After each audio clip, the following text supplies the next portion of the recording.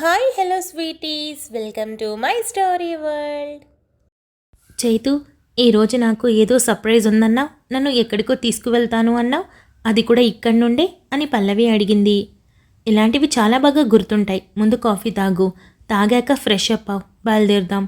దారిలో టిఫిన్ చేసి నువ్వు టాబ్లెట్ వేసుకున్న తర్వాత సర్ప్రైజ్, ఓకే అని చైతు చెప్పడంతో పల్లవి బుద్ధిగా తల ఊపింది. కాసేపటికి కాఫీ ఫినిష్ చేసి పల్లవి కూడా ఫ్రెష్ అవడానికి వెళ్ళి రెడీ అయి కిందికి వెళ్ళేసరికి హాల్లో చైతు కూర్చొని కనిపించాడు. నేను రెడీ, బయలుదేరుదామా అని పల్లవి అనింది. చైతు పల్లవిని టైట్గా హక్ చేసుకొని తన ఫోహెడ్ మీద కిస్ చేసి సారీ అని చెప్పాడు. పల్లవికి అర్థం కాక ఎందుకు సారీ చెప్తున్నావు అని అడిగింది. నాకు తెలుసు నువ్వు అందరి ప్రాబ్లమ్స్ పట్టించుకుంటూ చాలా బిజీగా ఉంటావని, అందులో నేను కూడా నీకు ఒక సమస్యలా తయారయ్యాను. అందుకే కదా అన్నింటినీ పక్కన పెట్టి నా కోసం ఇక్కడికి వచ్చావు. అందుకే సారీ. కానీ నాకు కూడా నీతో టైం స్పెండ్ చేయాలనిపిస్తుంది. ఈ మధ్య బాగా తక్కువ టైం స్పెండ్ చేయడంతో మిస్సింగ్ ఫీలింగ్ ఇంకా ఎక్కువగా అనిపిస్తుంది. అందుకే తప్పక ఇక్కడికి తీసుకొచ్చాను అని చైతు చెప్పాడు. పల్లవి నవ్వుతూ చైతుని డీప్ హక్ చేసుకొని, ఏం మాట్లాడుతున్నావు చైతు? నీకు ఆ హక్కు ఉంది. నిజానికి నువ్వు అడిగేంత దూరం నేను తెచ్చుకోకూడదు. నిన్ను పట్టించుకోవాల్సిన బాధ్యత నాకుంది, ఇష్టం కూడా ఉంది. నేను కూడా నిన్ను చాలా మిస్ అవుతున్నాను. నువ్వు ఇక్కడికి తీసుకురాకపోయినా ఇంటి దగ్గరైనా ఖచ్చితంగా నా టైం మొత్తం నీకే ఇచ్చేదాన్ని. ఎందుకంటే ఈ మధ్య ఇంట్లో ఒకేసారిగా సిచ్యువేషన్స్ అన్నీ తారుమారై కాస్త బిజీ అయిపోయాను. నిజమే, కానీ ఎవరిని హర్ట్ చేయలేను కదా. మాట్లాడుతున్నప్పుడు మధ్యలో ఆపి వచ్చేయలేను కదా. అందుకే కాస్త నేను పట్టించుకోవడం లేదు.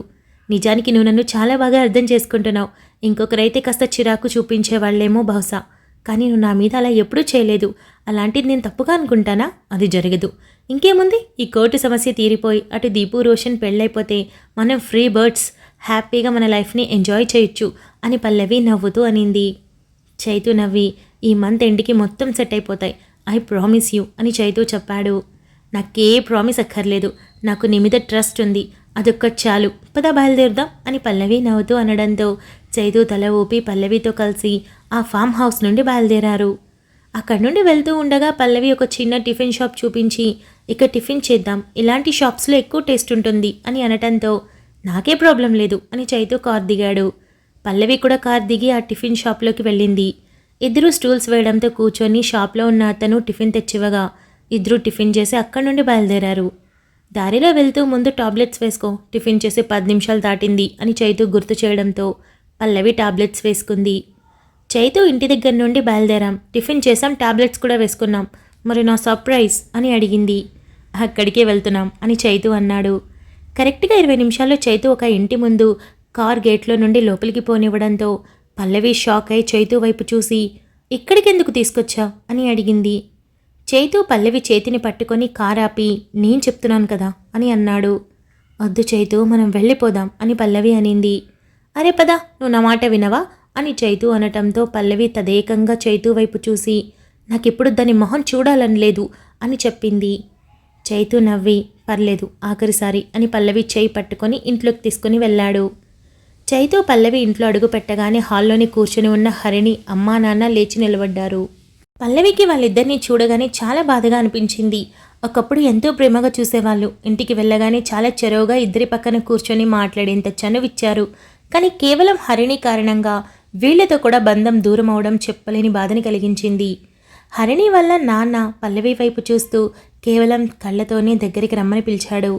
పల్లవి చైతు చేతిని వదిలి నేరుగా హరిణి నాన్న దగ్గరికి వెళ్ళి చేతులు పట్టుకొని, బాగున్నారా అంకల్ అని అడిగింది. ఈ మాట అడగడానికి ఇన్ని నెలలు పట్టిందా? తప్పు చేసిందైతే మేమేం చేశాం? మమ్మల్ని ఎందుకు కలవడానికి రాలేదు? అసలు గుర్తు రాలేదా అని హరిణి వాళ్ళ నాన్న అడిగేసరికి పల్లవికి కంట్లో నీళ్లు తిరిగాయి. హరిణి నా మీద కోపం పెంచుకుంది, నాతో తనని పోలుస్తున్నారని. తిరిగి మళ్ళీ నేను మీ దగ్గరకు వస్తే తనకి ఇంకా కోపం ఎక్కువైపోతుందని నేను రాలేదు. మీ మీద నాకు ఎప్పుడూ కోపం లేదు. మీరంటే నిజంగా నాకు చాలా ఇష్టం. మా నాన్న తర్వాత అంత ప్రేమగా చూసింది మీరే. కానీ వెనుక హరి ఏవేవో చేసింది, అందుకే రాలేకపోయాను అని పల్లవి సంజాయిషి ఇచ్చింది. హరిణి వాళ్ళమ్మ ముందుకొస్తూ, అది తప్పు చేస్తే మాకు చెప్పాలి కదా పల్లవి. నువ్వు ఒక మంచి స్నేహితురాలిగా ఉండాలనుకున్నావు, కానీ అలా నువ్వు ఉండటం వల్ల ఎన్ని సమస్యలు వస్తాయో ఆలోచించావా? ఆ రోజే కార్తీక్ పెళ్లిపీట్ల మీద నుండి వెళ్ళిపోయినప్పుడు కారణం మీ కూతురే, తనే ఇదంతా చేసిందని మమ్మల్ని అడిగి ఉంటే ఆ తర్వాత నీకు ఇన్ని సమస్యలు వచ్చేవే కాదు. సంతోషంగా ఉండేదానివి అని హరిణి వాళ్ళ అమ్మ అనింది. ఇప్పుడు కూడా నేను చాలా సంతోషంగా ఉన్నాను ఆంటీ. కేవలం నా లైఫ్లో నేను నమ్మిన ఒకే ఒక్క ఫ్రెండ్ హరిణి. తను మనసుకి ఎంత దగ్గరైందంటే విద్య కంటే కూడా 4 మెట్లు పైన ఉండేది. అలాంటి స్నేహం ఒక్కసారిగా తుంచేసింది. మనసు విరిగిపోయింది. ఏం చేస్తున్నానో తెలియదు. చైతు కనిపించాడు. దొరికిన దారిలో అడిగేశాను. కానీ అది నందనవనం అవుతుందని అప్పుడు నాకు తెలియదు. ఇప్పుడు నేను నిజంగా సంతోషంగా ఉన్నాను. హరిణిని చూస్తే నాకు కోపం రావట్లేదు, జాలి మాత్రమే కలుగుతుంది. నేను నా జీవితంలో బాగానే ఉన్నాను. తన జీవితం ఎంతగా పాతాళంలోకి వెళ్ళిపోతుందో తెలుసుకోలేకపోతుంది. తెలుసుకున్న రోజు తన జీవితం కూడా బాగానే ఉంటుంది అంకుల్ అని పల్లవి చెప్పింది. అందుకే దాని జీవితం బాగుండడానికి మేము ఒక నిర్ణయం తీసుకున్నాం అని హరిణి వాళ్ళ అమ్మ చెప్పింది. ఏంటా నిర్ణయం అని పల్లవి ఇద్దరి వైపు చూస్తూ అడిగింది.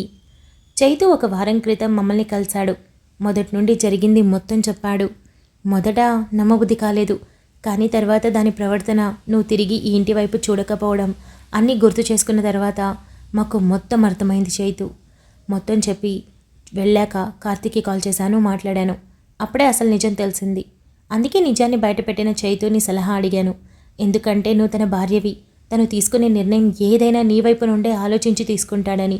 అందుకు శిక్ష హరిణికి తప్పకుండా అనుభవించాలని ఓ నిర్ణయానికి వచ్చి చైతుతో మాట్లాడాం. కానీ చైతు మంచితనంతో పోలీస్ కేసులంటూ ఏవీ వద్దు, హరిణిని ఇక్కడి నుండి దూరంగా పంపించేయమని చెప్పాడు. కొద్ది రోజులు అక్కడి నుండి రానివ్వకుండా చేయమన్నాడు. ఆ తర్వాత మంచి అబ్బాయిని చూసి పెళ్ళి కూడా చేయమని చెప్పాడు. నా కూతురు చాలా తప్పులు చేసింది పల్లవి.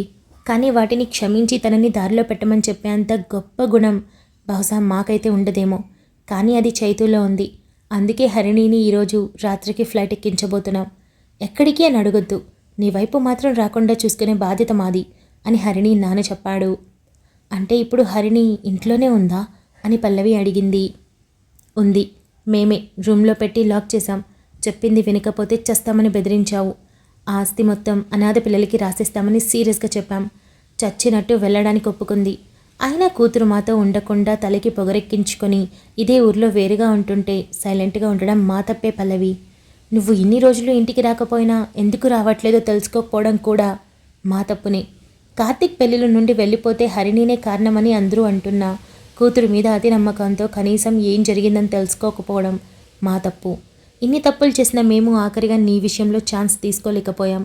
అందుకే హరిణిని చైతు చెప్పినట్టు దూరంగా పంపి 1 సంవత్సరం పాటు తనని అక్కడే ఉండేలా చేసి ఒక మంచి అబ్బాయిని చూసి పెళ్లి చేసి బాధ్యతని తీర్చేసుకుంటాం. తను ఇక్కడికి మళ్ళీ మాకు చెప్పకుండా తిరిగి రావడానికి కూడా కుదరనంతగా బంధించేస్తాం. నువ్వు కంగారు పడకు అని హరిణి వాళ్ళ అమ్మ చెప్పింది.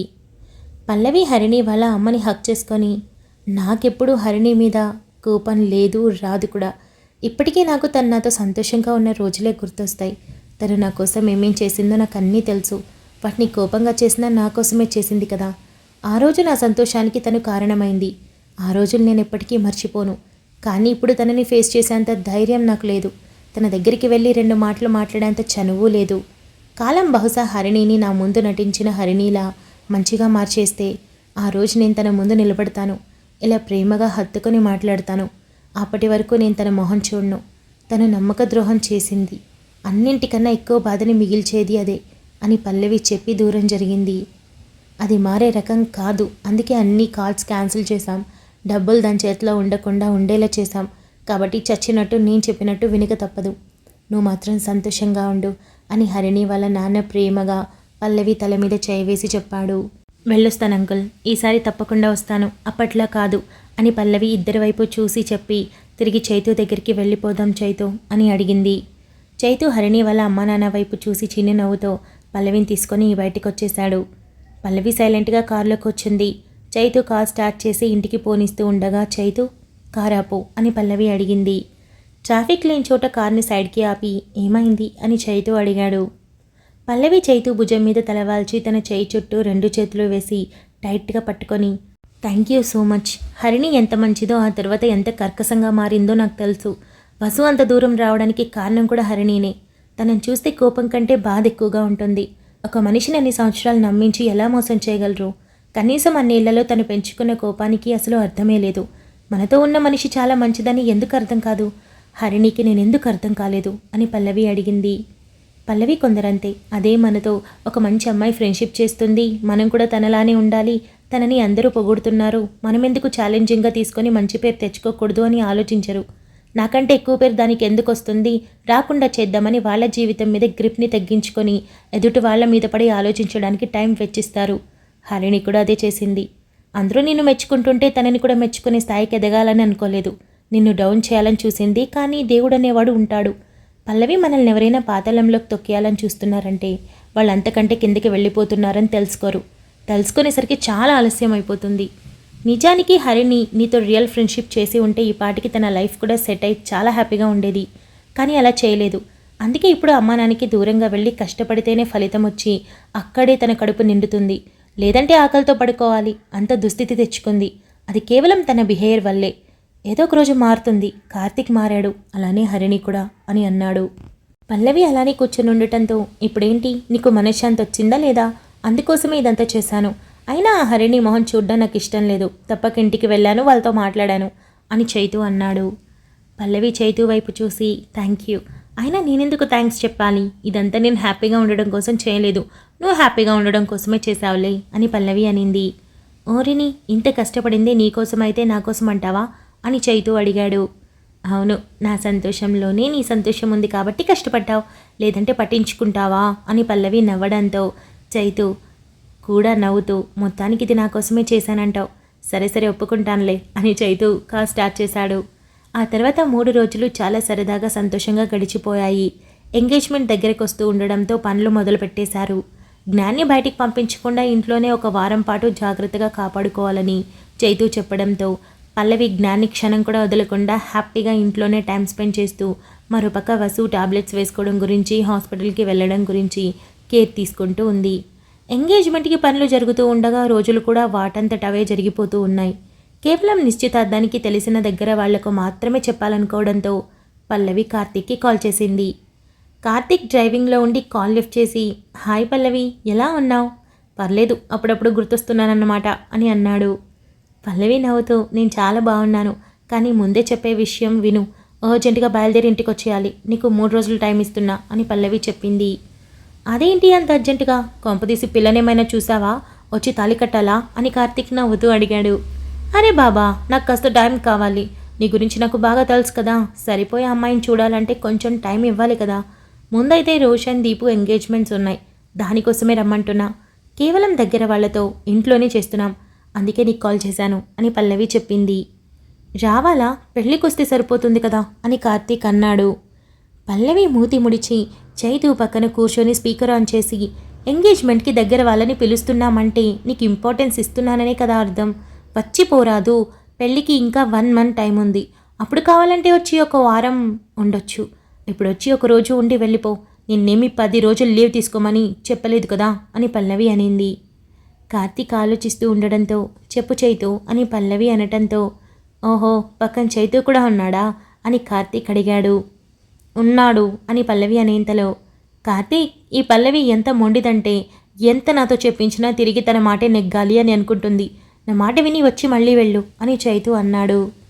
అయినా నువ్వు అక్కడ అంత సంపాదించి ఏం ఉపయోగం, కనీసం అయిన వాళ్ళ ఫంక్షన్స్కి అప్పుడప్పుడు చూడ్డానికి కూడా రాలేనంత బిజీనా అని పల్లవి అడగడంతో సరే సరే వస్తాను, ఎప్పుడో డేట్ చెప్పు అని కార్తీక్ అడిగాడు. కరెక్ట్గా ఈ రోజు నుండి 4th డే ఎంగేజ్మెంట్, సో నువ్వు ఎప్పుడు బయలుదేరుతావో నీ ఇష్టం, ఎప్పుడు తిరిగి వెళ్ళిపోతావో కూడా నీ ఇష్టం, ఎంగేజ్మెంట్ రోజు మాత్రం పొద్దున్నే ఇంటికి రావాలి, తిరిగి తెల్లారి నువ్వు ఇంటికి వెళ్ళాలి అని పల్లవి చెప్పింది.